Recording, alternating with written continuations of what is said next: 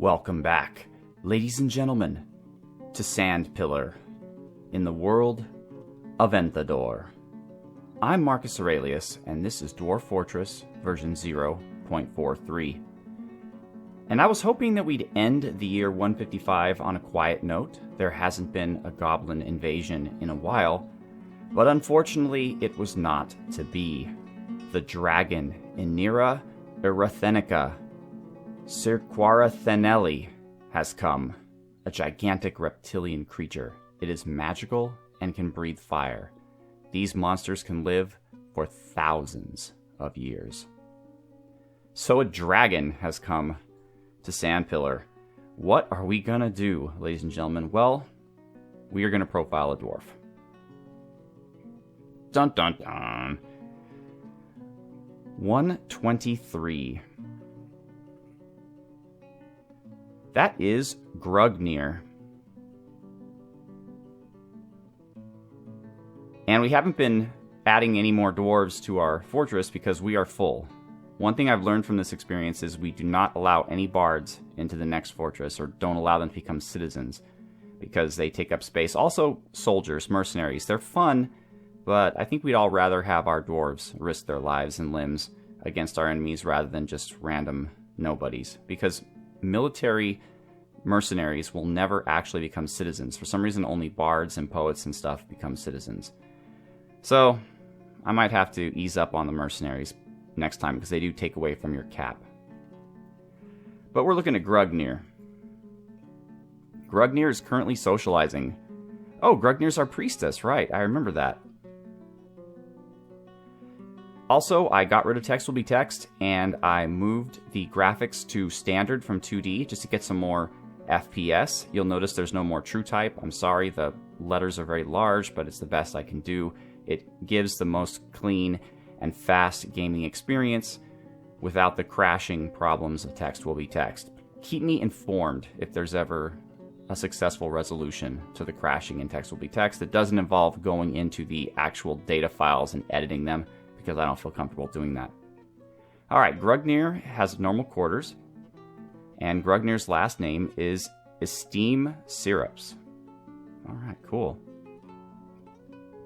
I saw Tiz Bluesweep recite We See Crater at the Canyons of Dreaming. It's interesting. She is interested after watching that performance. Within the last season, she was delighted after watching a different performance. She was lonely after being away from her family. She watched about 30 performances. That's all people do at Sandpillar when they're not fighting off dragons and marsh titans. She was blissful, however, dining in a legendary dining room. She did feel insulted after getting into an argument. A lot more performances.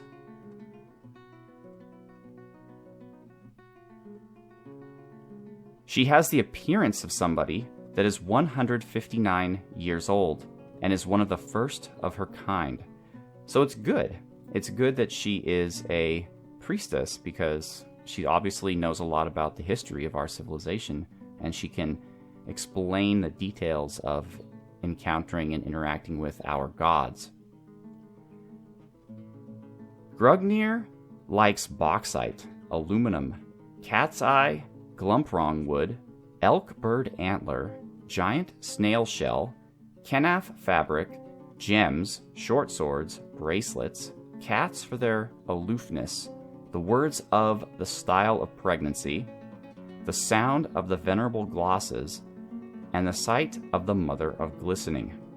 When possible, she prefers to consume hagfish, soft wheat beer, and fisherberry seeds. She absolutely detests bark scorpions. Now, being as old as she is, her family is not really in the fortress. In fact, she has no family in the fortress.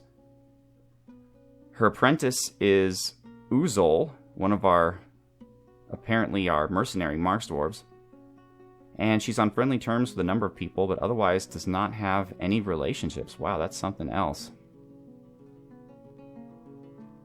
I want to see if she doesn't like anyone. She spends all of her time in the tavern. No, so even though she got in an argument with somebody, it doesn't show up here as being someone she doesn't like.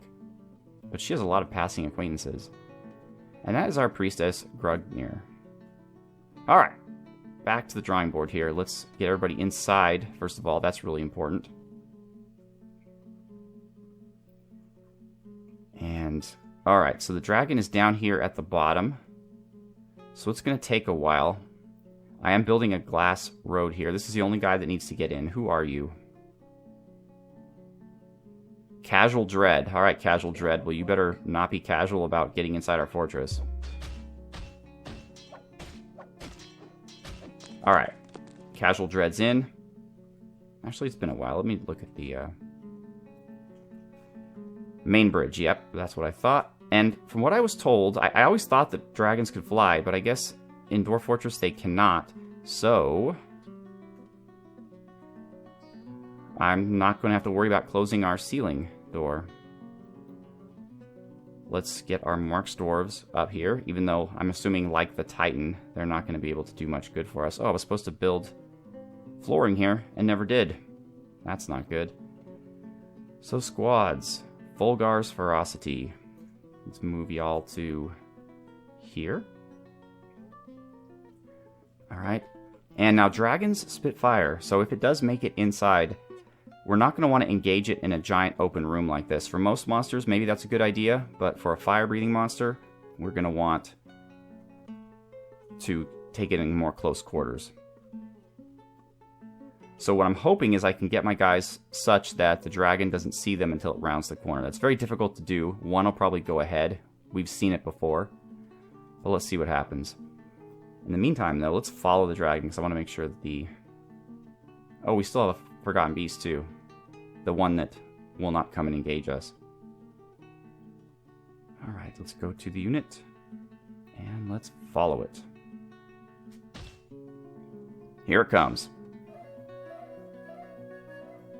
Already it's lighting stuff on fire, but we're in a desert, so there's not a lot for it to light on fire. Just random occasional things. It is, however, going to destroy this poor bard. And it just charred the bard. Charred the bard.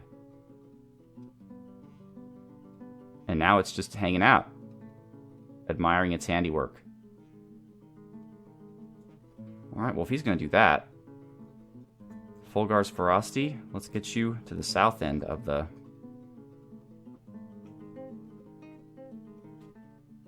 So we can start shooting at him.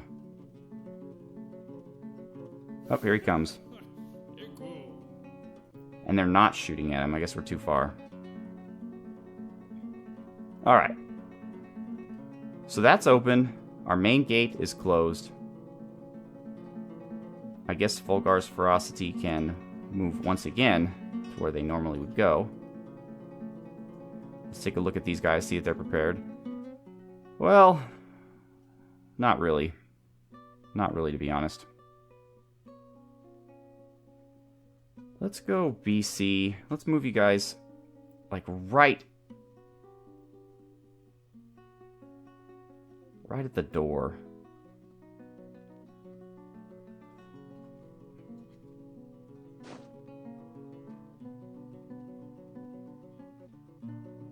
That should be pretty good. Alright, where is this thing? It's coming up. We do not appear to be shooting at it. Oh, okay, I saw one bolt. And the dragon fell into the pit. This is terrible news, by the way, because this gate here is still open.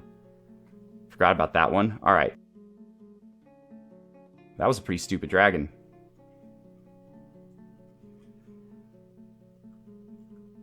Pit bridge. Pit bottom bridge. I think that's the one I'm looking at here. Let's pull that and let's be snappy with it, friends, because we're in bad shape here.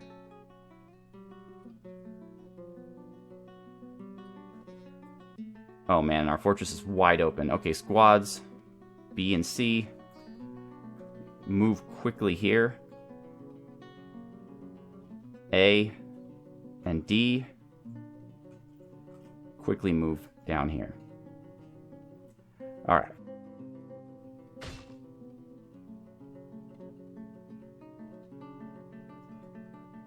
Did it die? Did the dragon go splat?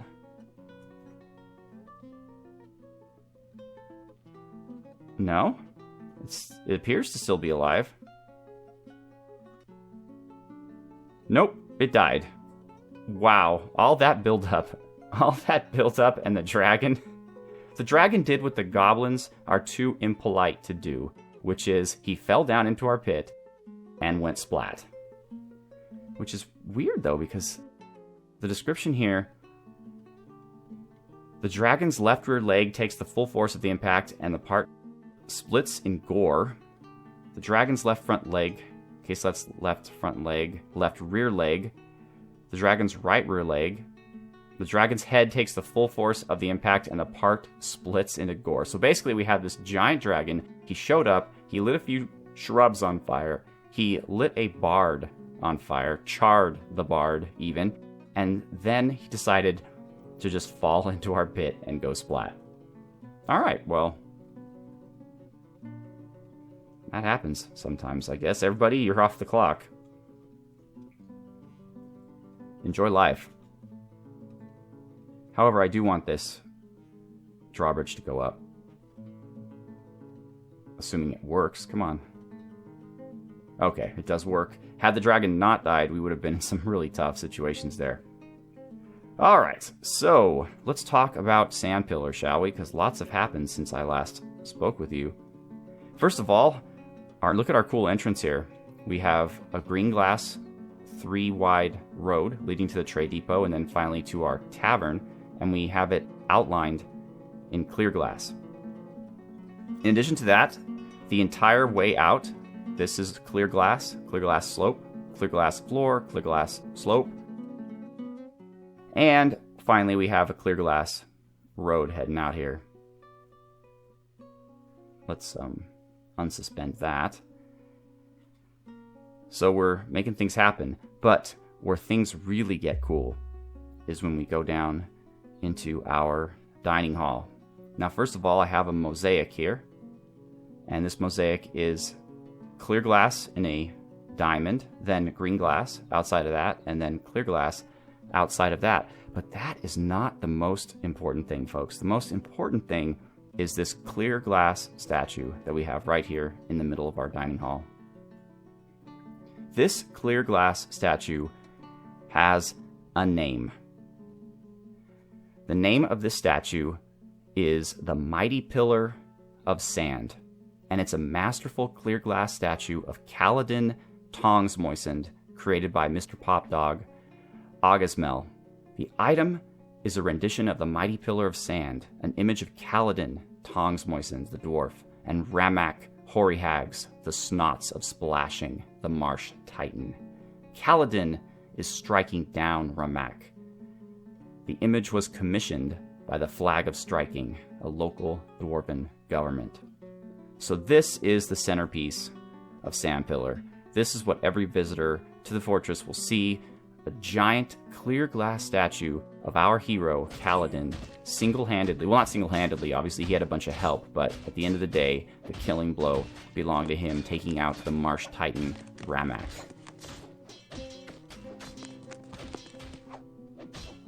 We became a duchy, by the way, so I had to put more statues and items inside Fulgar Dwarfsmash's chambers to make her happy. Apparently the green glass initials were not enough. We also have a new artifact. It was Alun who created it, however, it was a possession, so poor Alun didn't gain any skill out of it. But it is known as Aqua Savage, or Ungob Noglesh, a beak dog bone scepter. This is a beak dog bone scepter. All crafts dwarfship is of the highest quality. This object is adorned with hanging rings of green tourmaline and menaces with spikes of pink tourmaline and honey badger leather. On the item is an image of dwarves in beak dog bone. The dwarves are laughing. The artwork relates to a performance of the Chant of Queens held by the Oaken Flags in Crater Cole as part of the celebration of Doors in the midsummer of 118 during the 55th musical performance of the celebration of Doors. Okay, I guess that's cool. not really something that interests me, but on the item also is an image of Odom, axe fastened the dwarf in iron. On the item is an image of diamonds in siltstone. On the item is an image of Arab Moonmirror, the lumbering troll, mate, and dwarves in green tourmaline. Arab is surrounded by the dwarves. The artwork relates to the appointment of the lumbering troll, mate, Arab Moonmirror, to the position of general of the Oaken Flags. I wonder if our lumbering troll is still our general. Interesting. Well, actually not a lumbering troll mate, which from what I understand isn't very different, because a lumbering troll will take a creature, a dwarf, a human, or an elf, and make that creature their mate, but in so doing, it turns that creature into a lumbering troll themselves. So, not a lot of difference. On the item is an image of 2 oval-cut gems in green tourmaline. God, how cool would it be if one of the military dwarves in Sandpillar became the general of our civilization? I don't know if that's even possible, but that is really cool. Alright, we got some more furniture here, some green glass stuff, because that's what we're known for. We're the Sandpillar. We still haven't seen how our pit is going to work, but that's okay. Let's quickly talk about our digging.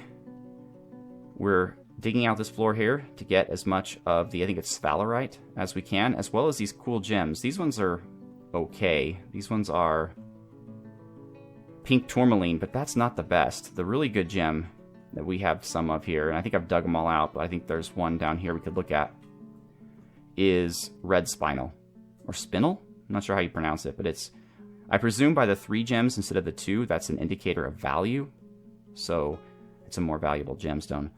However, then here's the problem with embarking in multiple biomes. Even though both biomes are black sand desert, this one here in the top left, as you can see, has no ore. So we're just wasting our time. It's just basically rock. However, we do occasionally find some of these red spinels. Spinels? Spoonels? I don't know. But gonna dig those out. I don't really use Control Z when it's just gems. It's kind of, I feel like, a waste. It's better for ore. We're very careful not to break into the cavern anymore, because we've had our problems with that. Although, again, the Forgotten Beast seems quite willing just to leave us alone, even when we're open to it. And I'm not going to push my luck.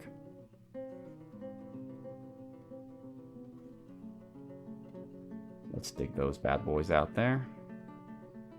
And I was wrong in a previous episode when I was excited about how you can use the job manager to dig out gems, or sorry, to encrust gems on objects.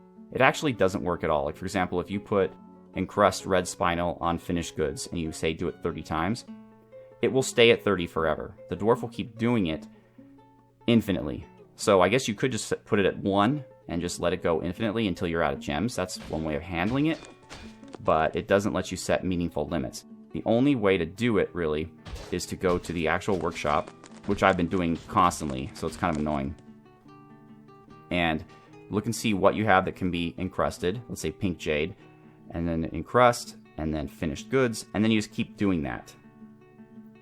Unfortunately, so A, E, G, A, E, G, A, E, G, A, E, G, A, E, G. And you might say, Marcus, why don't you just put an R there to repeat?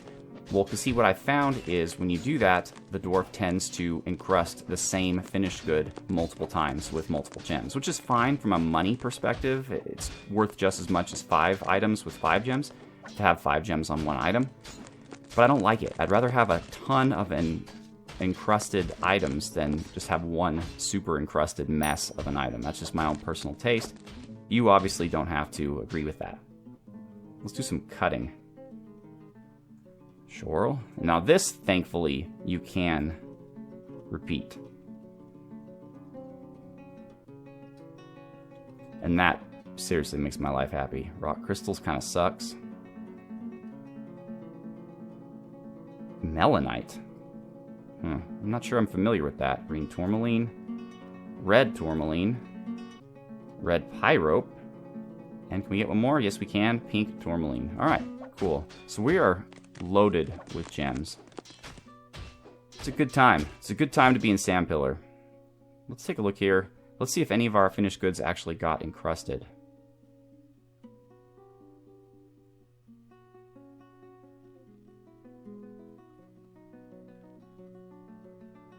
Is this one? I think slate bracelet. I think this is encrusted. This is an exceptional slate bracelet. It is encrusted with masterfully worked emerald cut shorls by Angrim Stronghammer, Abultabar, and encircled with bands of exceptionally worked oval cut blue jades. Okay, so this item was encrusted twice. Let's look at this one. This is an exceptional slate bracelet. This object menaces with spikes of masterfully worked blue jade by Angrim Stronghammer. Okay. Now, I've noticed that we're making a ton of glass toys, and the kids in our fortress actually enjoy playing with them, so we don't get to export many of them. As you can see, there's one there. There were more. Oh, there we go. Here's one there, there, and there. So as you can see, the children in our fortress just love our glass crafts, because the first thing you should know as a parent is you definitely want your child to play with glass. Excellent material with which to make toys out of. Hey, you know, they're going to grow up tough. They're going to grow up tough little kids, but they are loving it. So we're not going to make much money off our green glass, but whatevs. Let's see, anything interesting? Not really. Slate figurine of lizards. That's pretty exciting. There's one of Rob. Probably Rob dying. Yep, Rob is in a fetal position. The artwork relates to the dehydration of Rob. It's wonderful. So, yeah, see, even now, even doing it the way I'm doing it, they're not doing a very good job of spreading out the encrusting. Here's a slate figurine of Birdie Bot becoming expedition leader. That's where we were already. Green glass toy hammer. This is an exceptional green glass toy hammer. On the item is a finely designed image of a smooth pebble in blue jade by Angrim Stronghammer. So I guess the designer of the initial finished good loses their name from the description if the encruster does a good job, in which case Angrim did. Or maybe just because none of these items are actually very good. A green glass toy axe. This is a superior quality green glass toy axe. It is encircled with bands of exceptionally worked pear-cut blue jades. Okay, so it looks like we are encrusting. Here's a green glass mini forge, and it menaces with spikes of blue jade. So we are managing to encrust things. This is, oh, here we go. This is an exceptional slate figurine of Oozboo Malign Packs. The item is an exceptionally designed image of Oozboo and Sog Summersky, the Pride of Courage, the Rock by Olvar Stonesong. Okay, so this one does tell us who designed it, and then it says it is encrusted with exceptionally worked baguette cut blue jade. So it doesn't, the incrustation sounds like something like a problem. The incrustation doesn't have a good enough quality to warrant Angrim's signature, but the item itself does. So I'd like to, hopefully, both these guys are legendary. I'd really like to see some items that not only are masterful in and of themselves, but then have masterful encrusting. That would be pretty cool, and probably worth a pretty penny. Let's look at this one. Nope, it's a masterful image, but it's encrusted with superior quality round brilliant cut gems. So that's not going to do it for us. That's for Vicathil.